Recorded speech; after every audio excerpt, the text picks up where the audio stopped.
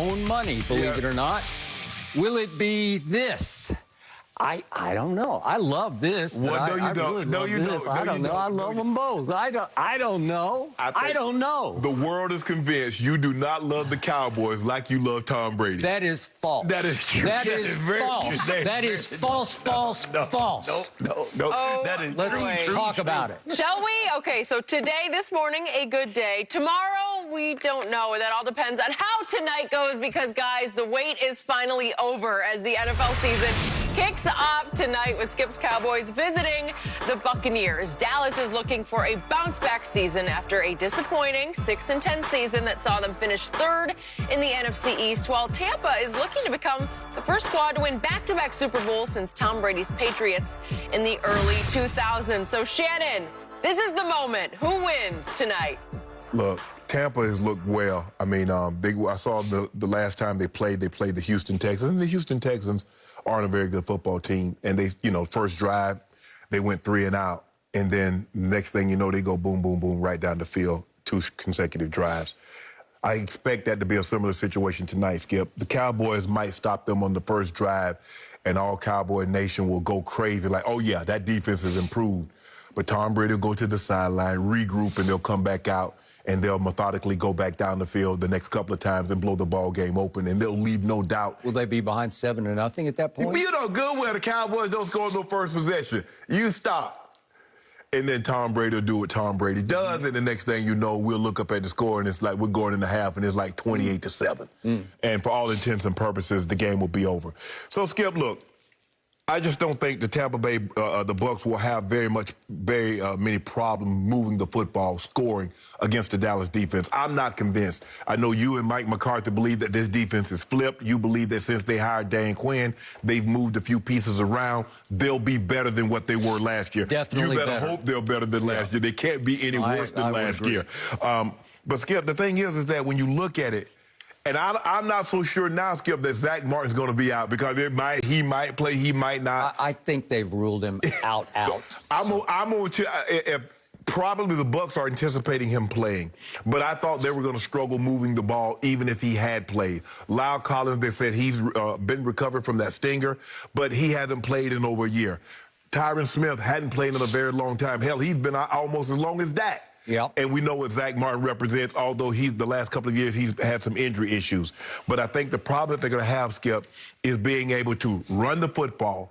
And when you can't run the football, now you set your quarterback up to take a lot of punishment. And the last thing that you want on a guy that had a shoulder injury, a lat injury, whatever the case may be, is for him not to be able to run the football, and now you got to pass protect against him.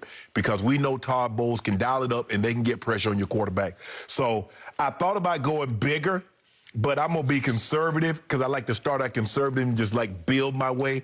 I'm going to say Tampa wins this game 31-17, but the game will not be as close. Okay. And 31-17 isn't close, but I think the game, go back and look at this game somewhere in the middle of the season. You're like, you know what?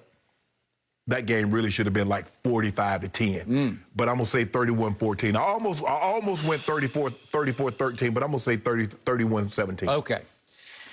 Shannon Sharp, I believe if my Cowboys tonight were playing Bishop Sycamore, you would take Bishop Sycamore 31-17. Now, I think y'all kick a late field goal. You think so? 31-20 maybe? Something like that? 31-30. Okay, 31-30. Okay, but you would still take Bishop Sycamore I would. wherever and whatever that is. Okay, to your opening salvo at me as the show began.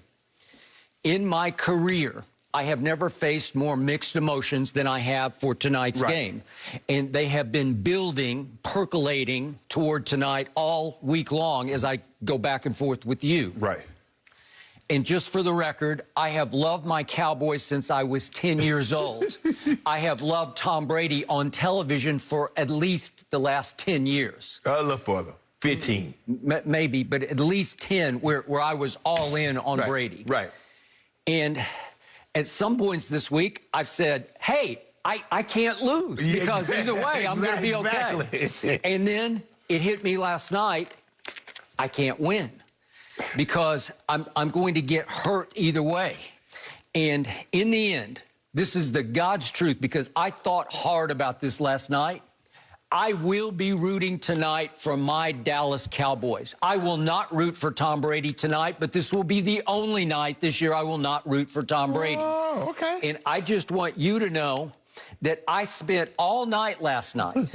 As big a mismatch as this looks like on paper, I tried my damnedest last night to figure a way the Cowboys could pull off the upset of the century. And that's about what it's going to take, because I want you to know, we're going to talk about this later in the show a couple of times, I believe these Buccaneers, led by Thomas Edward Patrick Brady Jr., are positioned to win every single game this year. You can dispute that. We will debate that. But that's my gut feeling. That's what my Cowboys are up against. And I told you a couple of days back, I'm outraged that my Cowboys got thrown to the wolves on opening Thursday night because clearly they didn't earn their way into this game. They don't belong in this game. They don't deserve to be in this game because it's outrageous that you finished third last year in arguably the worst division in the history of football. Well, it was, okay? Yeah. Where a sub-500 won it and got you to the playoffs, and you finished third in that division. You couldn't even win that division, and you're thrown into the opening night fire at Tampa Bay. It's absurd, it's preposterous, and it's outrageously unfair to me as a Cowboy fan because it's just a big old L. And the only reason they're in there is because of Jerry Jones and Cowboy mystique and America's team and Hard Knocks. You know it, and I know it. Yeah, but Skip, you told me Jerry and Steven said this team has as much talent as those Super Bowl teams. So why is it? Well, have they said that? I don't know if they said about this year's team. Have they? I don't know. They say it every year, so I can't even keep up with that. That's my point. Okay, so I tried to figure a way my Cowboys could win the game, and I'll be honest, I can't quite get there. But I do believe after I watched the last episode, episode 5 of Hard Knocks on Tuesday night, I got a much better feeling about my whole team this year. I like my team to the point of loving it to win the NFC least. I think it's going to run away with the East, and you're going to lose tons of Diet Mountain Dew, gallons of Diet Mountain Dew, because we've bet at least 10 cases on that. You are in grave jeopardy of losing that because I am 1,000% comfortable with that bet. I can't quite get comfortable with my team winning at a team that I think is going to win every single game. And by the way, Fox Bet already has Tampa Bay favored to win every game. And tonight, they are the biggest opening weekend favorite of all at 8.5 points. My Cowboys are 8.5. And I told you a couple of days ago, I said, to me, it feels like it should be a 12-point game. Might go to 9 before the kickoff. Well, it just might because this team, listen, Tom Brady this year, that his weaponry on this team, this is the deepest collection of weapons I have ever seen. I've been doing this for a long time. I have never seen a deeper collection of weapons. I'm talking about all the receivers, including all 3 of the tight ends, and all 3 of the running backs, including the newly added Gio Bernard, who's going to be coming out of the backfield catching James White flips from Tom Brady. Okay. I don't know how you could get any deeper. I don't know how you...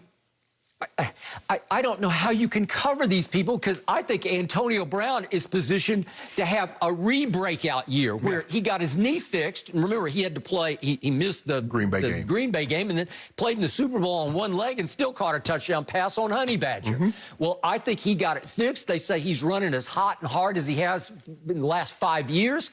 Well, how are you going to cover him in the slot when you got 2 Pro Bowlers on the outside, and then you got Gronk, and then you got Cameron Brate? And yesterday, Tom Brady said that O.J. Howard is positioned to have and I'm going to quote Tom, a great year this year, coming off his Achilles tear.